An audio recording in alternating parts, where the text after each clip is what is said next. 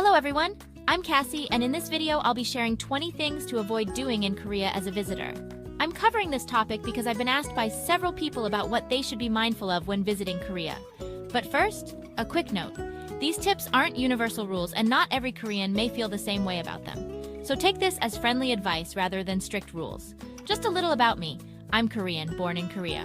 Though I've spent a lot of time in the US and have traveled quite a bit, so I've seen how things vary from country to country and want to provide some insights that may be helpful here. If you wish to travel to Korea, whether in the present or in the future, then this video is for you. I have decided to use this channel to share these vital information, so watch till the end, because the number 15 thing is a must-see, and it has to do with what we South Koreans think about the North Koreans. Let's dive right into the number one thing. Alright, number one is a big one, especially if you're coming from a place like the US, where tipping is practically a religion. In Korea? Forget about it. Tipping is not only unnecessary, it can actually be seen as downright rude. In Korea, good service is expected. It's built into their culture. So put that wallet away and just enjoy the experience. Use that extra cash to try some more of that incredible Korean street food. The number two thing you shouldn't do is making excess noise. This is about volume control, people. Koreans value peace and quiet, especially in public spaces. Think libraries, subways, even just walking down the street. This ain't the time to be blasting your K-pop on full volume or having a screaming match with your travel buddy. Keep your voice down, be mindful of those around you, and you'll blend right in. And hey, you might even find yourself enjoying the peace and quiet. At number 3, let's talk about body language. Specifically, that thing you do with your finger. Yeah, the pointing thing, cut it out. In Korea, pointing with your index finger is considered rude, especially when you're gesturing towards another person.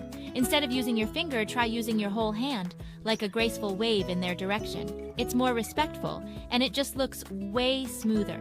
And that means adapting to their customs, even the small ones. Number 4 thing you shouldn't do is sticking your chopsticks upright. Let me explain. You're at a delicious Korean feast, enjoying all the amazing dishes, and you absent-mindedly stick your chopsticks upright in your bowl of rice. Big mistake. In Korean culture, sticking chopsticks upright in rice is a huge no-no. It resembles a funeral ritual and is considered extremely disrespectful and brings bad luck. Instead, rest your chopsticks horizontally across your bowl or use a chopstick rest if one is provided. It's a small gesture that shows you respect their customs and avoids any awkwardness. Number 5, no nose blowing allowed. This next one might seem a little strange, but trust me, it's important. In Korea, it's a whole different story. Blowing your nose in public, especially at the dinner table, is seen as incredibly rude and unsanitary. So what do you do if you absolutely have to take care of business? Excuse yourself politely and head to the restroom. Your dining companions will appreciate it. No one wants that. Number 6, shoes off, respect on. Okay, this one's all about respect and cleanliness. In Korea, it's customary to take off your shoes when entering someone's home. Think of it like a sign of respect, like you're leaving the outside world at the door and entering their personal space. So next time you're invited into someone's home, keep an eye out for a shoe rack by the door. Number 7 thing you need to know. Sharing is caring and pouring. When you're out with friends or colleagues in Korea, it's considered rude to pour your own drink. Instead, you pour for others and they pour for you. It's a sign of respect and a great way to bond. So next time you're out, channel your inner host or hostess and keep those glasses full. Number 8, don't refuse the elders. Alright, this one's all about respect for elders, which is a cornerstone of Korean culture. If someone older than you offers you a drink, it's considered very rude to refuse. Even if you don't particularly want to drink, it's polite to accept and take at least a sip. It's a small gesture that goes a long way in building relationships and showing that you understand their customs.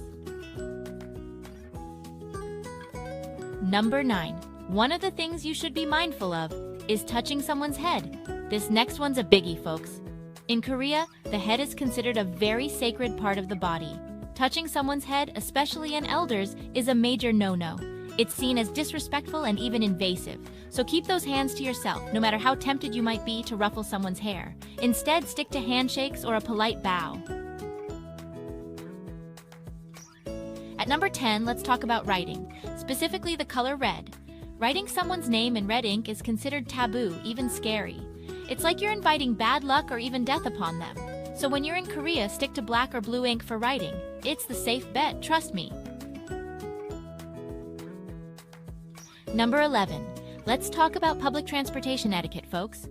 You're on a crowded bus or subway, all the seats are taken, and you spot a priority seat open. Tempting, right? But hold up. Those seats are reserved for a reason. They are for the elderly, pregnant women, people with disabilities, and anyone who might need a seat more than you. Stand up, offer it to someone who needs it more, and you'll be showing the world what a stand-up citizen you are. Number 12, let's talk about fashion. Korea is a stylish country with a diverse range of fashion choices. But even though trends are constantly evolving, there's still an emphasis on modesty, especially for women. While you're free to express yourself through fashion, showing too much skin, especially cleavage, can be frowned upon. So pack those tank tops and short shorts away and opt for more conservative clothing choices. Number 13 thing you need to know about Korean is the greetings. In Korea, bowing is the customary way to greet someone, show respect, and even say goodbye. You don't need to bow super low, just a slight inclination of the head and upper body is enough. It's a small gesture that shows you understand and respect their customs. And hey, if you're feeling really confident, try combining a bow with a handshake. Number 14, let's talk about time management. In Korea, punctuality is highly valued. Being on time shows that you respect other people's time and that you're reliable. So ditch the fashionably late attitude and make an effort to be on time for appointments, meetings, and even social gatherings. Because in Korea, being on time is a sign of good character. Number 15, let's talk about a sensitive topic, North Korea. While you might be curious about North Korea, it's best to avoid bringing it up in conversation with South Koreans. It's a complex and often painful topic for them, and it's not really a light dinner conversation starter. So unless someone else brings it up first, stick to safer topics like K-pop, Korean food, or your travel adventures. You'll avoid any awkward moments and keep the conversation flowing smoothly. At number 16, do not refuse a meal from your host. If you're lucky enough to be invited to someone's home for a meal in Korea, be prepared to eat. Refusing food offered by a host is considered rude. It's a sign of respect and appreciation for their hospitality. So put on your best smile, take a small portion, and compliment the food. And hey, you might even discover a new favorite dish. At number 17, it's all about showing respect with your hands. In Korea, it's considered polite to use both hands when giving or receiving something, especially from someone older than you. It's a sign of respect and shows that you're paying attention to social cues. So next time you're handing over a business card, a gift, or even just receiving change, remember to use both hands. It's a small detail that makes a big difference. That's the vibe we're going for here. Number 18. This one should go without saying, but it's always worth repeating. In Korea, expressing gratitude is essential. Always say thank you for even the smallest acts of kindness. So brush up on your 감사합니다, thank you, and use it liberally. You'll be surprised at how far a little appreciation can go. Number 19, let's talk about ones about personal space. In Korea, like in many other cultures, staring is considered rude and intrusive. It can make people feel uncomfortable and self-conscious. So try to be mindful of where your eyes are wandering and avoid making prolonged eye contact with strangers. It's all about respecting their privacy and personal space. So keep your eyes to yourself and you'll avoid any awkward encounters. Last but not least, let's talk about language.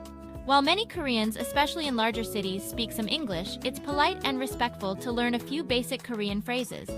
Even if your pronunciation isn't perfect, just trying to speak a few words in Korean goes a long way. It shows that you're interested in their language and culture, and it's a great way to break the ice with locals. Plus, you never know when those few phrases might come in handy. So, there you have it, folks. 20 things to avoid doing in Korea. If you learned something new today, you can drop it in the comments section. Keep these tips in mind, and you'll be well on your way to having an incredible, culturally immersive, and respectful experience in the land of morning calm. Traveling is all about stepping outside of your comfort zone, embracing new cultures, and learning from those around you. So pack your bags, book that ticket, and get ready for an adventure of a lifetime. You can check out our video about partying in Hongdae. Koreans have a vibrant nightlife. The video is worth seeing. And don't forget to like, comment, and subscribe for more travel tips and adventures.